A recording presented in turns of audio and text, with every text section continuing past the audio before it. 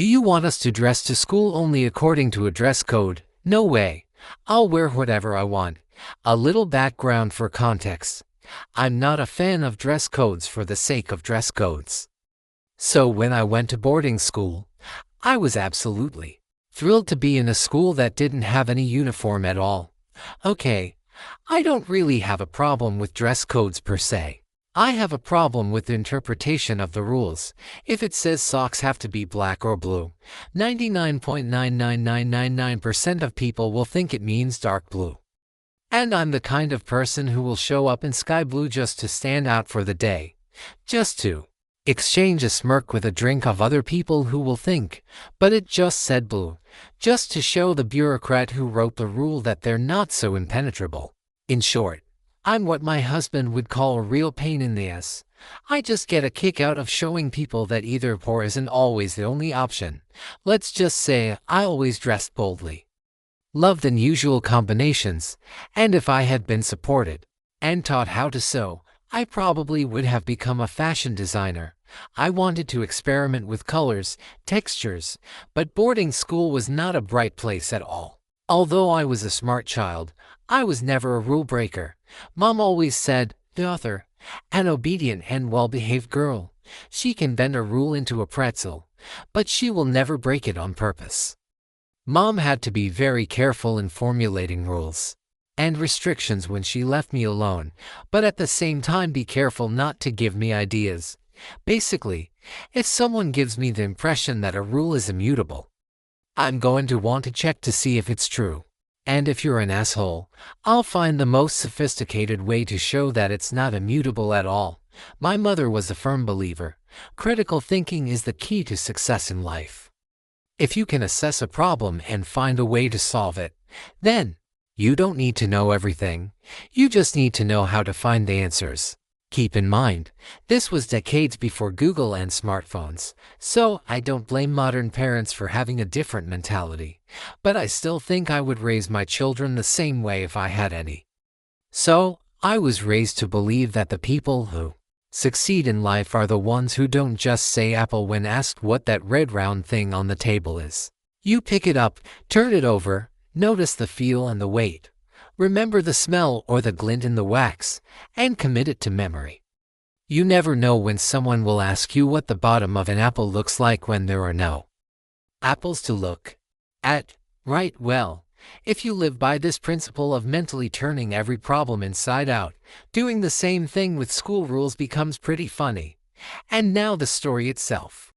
I went to boarding school and we had two types of dress codes. The first was called class dress code, and it was exactly what it sounds like. We were expected to look like young professionals. The most standard dress code for girls was skirts no higher than fingertips, and for boys shirts and ties. The rules were spelled out in some detail, as is usually the case. The second clothing option was what we were allowed to wear in our free time. It was called urban style. It had to be followed when we were anywhere outside the school grounds or just hanging out in the student lounge. This dress code was more relaxed, but there were still restrictions so that girls couldn't wear anything too revealing and boys couldn't wear ripped or worn clothes. I had a pair of suede boots with fringe that were knee-high. Actually, two pairs. Black and brown. They were the most comfortable and warmest boots I ever owned, even before Uggs came along. My mom and I fought over who could wear them. So it was a huge victory for me when she let me take them to school with me. And then one day a teacher came up to me and said that the teachers' council had discussed my boots and decided that they did not meet the dress code for classes. But I read the rules. I objected. There was nothing there about such boots. I know. We just decided that they did not meet the dress code, she explained. But the color is right. I know. And the fabric is right. Suede is allowed. I know. The length of the boots is not specified anywhere, but boots are allowed for horse riding. I know. Then why? I'm honestly not sure if I felt angry or hurt or both, but the emotions were running high. I wish I could give you a good answer, she replied. This was the teacher I liked and who I knew was good to me. I immediately understood why she was the one sent to talk to me. I'm not the type to make a scene or raise a scandal. I'm the type to take revenge in my own way. Okay, I said, and left.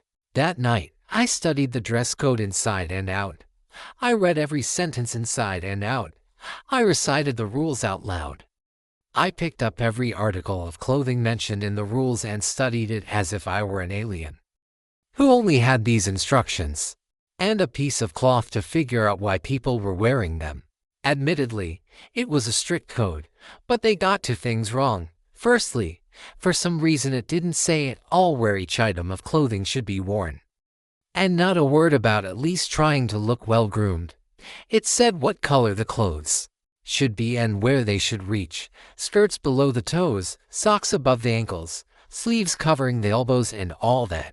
Shoes had to be muted colors, black, brown like my boots, or other earthy tones, but nowhere did it say that you couldn't come, for example, an elf shoes.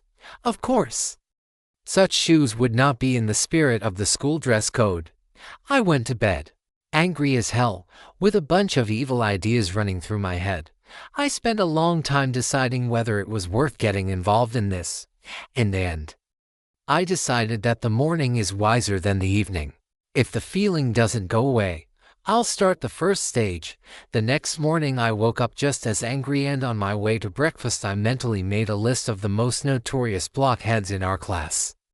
When I got to the cafeteria, I found a couple of these guys and told them that, apparently, the rules clearly stated that the tie must be tied in a Windsor knot, single or double. If it's a bow tie, then the classic way.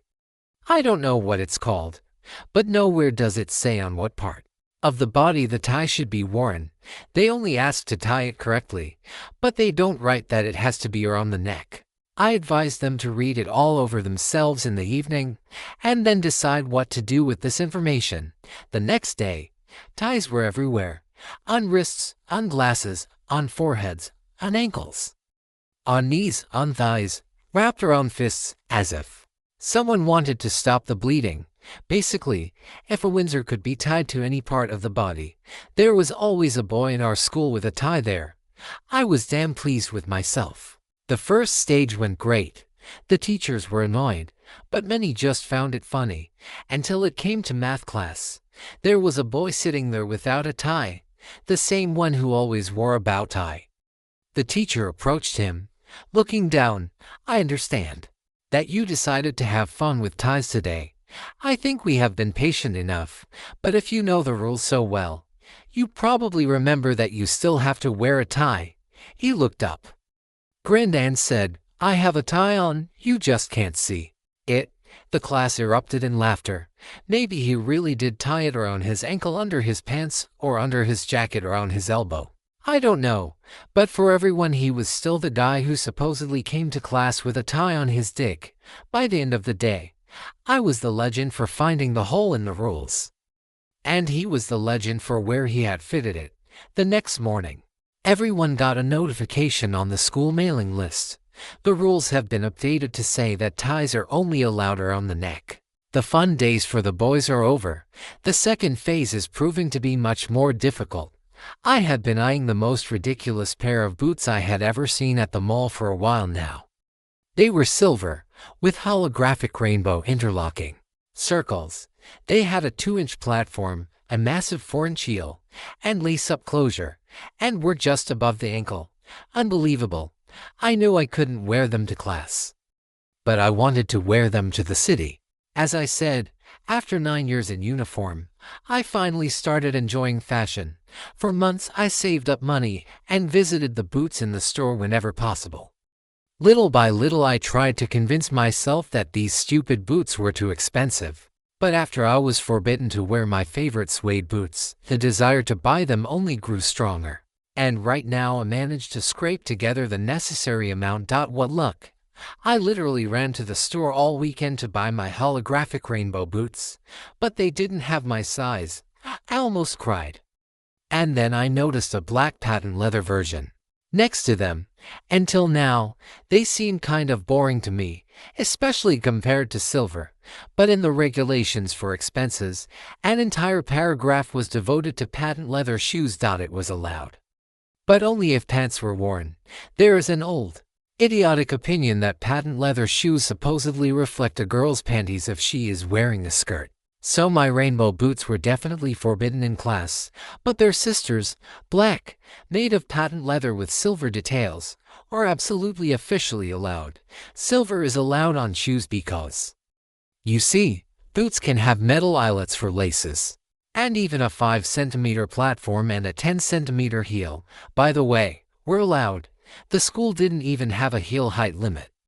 Apparently they figured that high school girls wouldn't want to wear heels all day. And unlike the silver rainbow boots, the black patent leather version looked more like hooker boots than club-goer footwear. And come to think of it, I wouldn't have even glanced at those black boots if it weren't for my newfound interest in dress codes. They were bright orange polyester pants with little gray-green amorphous spots, like an incredibly tiny giraffe print. The green was almost impossible to see, only that there was some kind of pattern on the orange background. The two colors clashed so violently that the picture literally vibrated before your eyes, causing a slight dizziness and nausea if you looked at it for too long. And by a lucky coincidence, I also snatched an orange terry cloth sweater of exactly the same shade. On top, I looked like a half-baked Sesame Street character, and on the bottom, I looked like a lost loser from the disco era. And did I mention, those were slightly flared orange polyester pants. I walked into class on Monday looking like I'd been kicked off the set of Saturday Night Fever. My new platform boots had massive wooden heels that made a loud clacking sound that could be heard throughout the building. I now towered over everyone by a full 10 centimeters, became even more noticeable in the hallways, and could compete with some of the teachers in terms of imposingness. I noticed some of them casting sideways glances at my new boots and began to figure out which of the teachers was upset by my suede knee-high boots. I could immediately see which teachers found my appearance funny, and I didn't stop there. Became my life's mission to pick out the most horrible outfits my imagination could come up with. I didn't care what I looked like anymore. I was very careful in choosing my clothes to make sure that my wardrobe met the dress code requirements. And the teachers themselves admitted that my boots met the requirements. They just didn't like them. I did my best to follow their rules, and they suddenly decided that it wasn't enough, just because they didn't like something. So now I wore ugly shoes every single day so they'd have to look at outfits that no one liked. Every single damn day. Well, what could they do? Tell me every day that I was dressed the wrong way, but then never explain why. According to them, my clothes weren't breaking any rules, and I wasn't going to break any rules. It wasn't my style. The good thing about living in a boarding school was that girls were happy to exchange clothes with those who were willing to share. So I didn't have one closet, but 30, and that's just in our block. Of course, my clothes initially all matched each other, but I carefully selected everything in advance. But in combination with other people's things, my clothes looked simply ridiculous. For example, my neighbor had a loud bright shirt, which she wore only with a black skirt. I combined it with a skirt of a girl from another room with some wild print specifically so that the colors would be as dissonant with each other as possible. The dress code is still intact. I only wore my slutty boots with pants. I scoured all the consignment shops, vintage stores, and second-hand stores in the city, and there were a lot of them. There were a lot of hippies in the city, so the choice was excellent. I collected 3-piece suits with ties, in which I looked so tomboyish that at a parent-teacher meeting the teachers actually asked my mother if I was a lesbian. Apparently, dressing badly meant being a lesbian.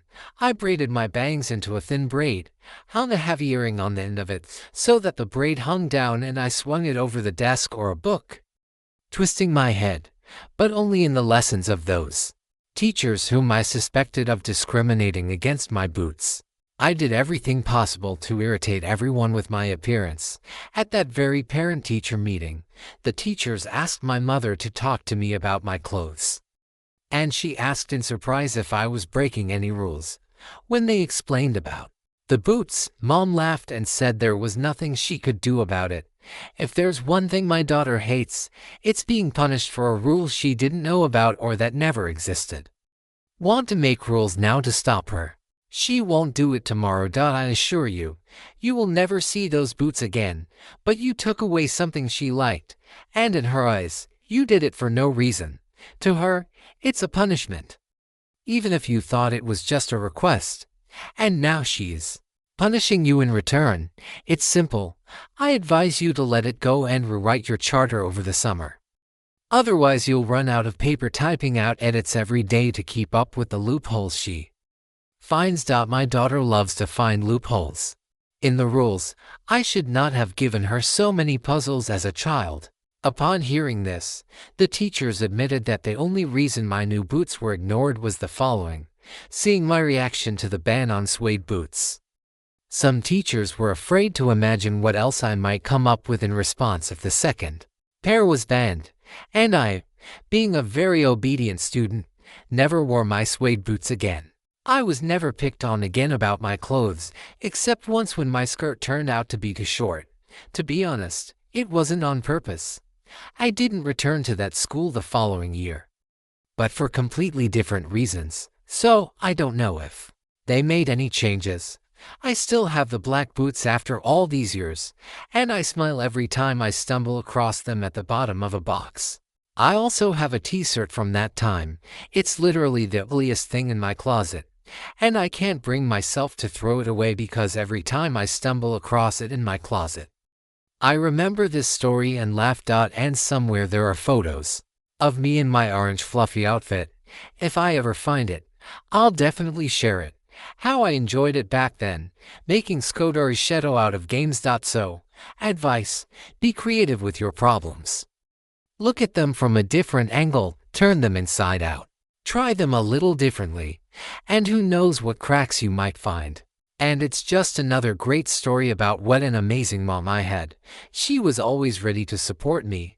Although, if you think about it, I suspect that she herself was angry that they didn't like our boots. After all, if everything had been clearly written in the school rules, she could have worn them all this time. Instead, these cool boots were just collecting dust in my school locker. Miss you, Mom. Edited. No, I didn't become a lawyer. It just happened that way. Now I work for myself, launching a business in a field that I am truly passionate about and enjoy almost every minute of them. Why work? I am happy and grateful that I love what I do. One more clarification: this story happened